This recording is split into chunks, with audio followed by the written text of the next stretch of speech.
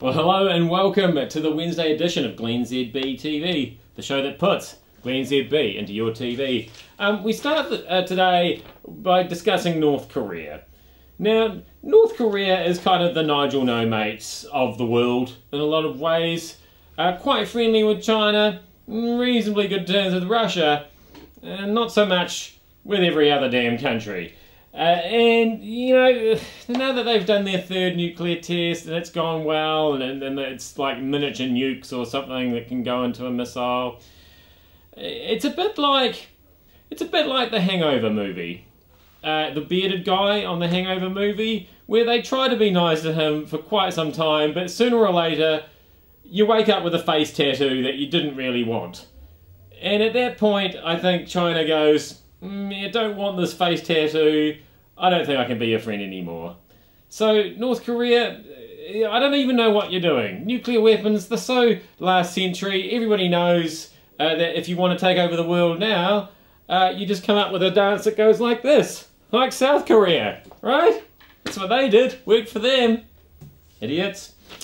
Speaking of idiots, Mr. Prosser.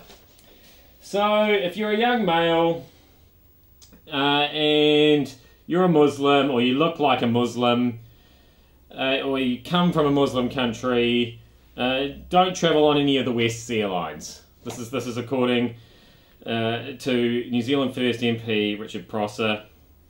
At which point does an airline become Western? Like, because I mean they fly from country to country. So is it like once they get across the date line, you have to be kicked off the plane? There's he's left a lot of grey areas there.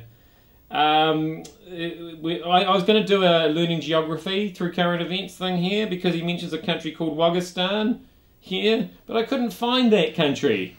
I couldn't find what their national dish was, what their top exports were, what the population is. So I'm going to research that up and I'll try and get back to you on that.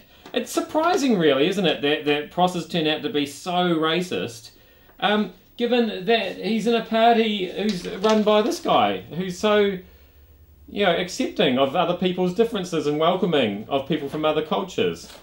So, yeah, I was really shocked that somebody in his party would come out with something like that. Anyway, is Coke good for you or not?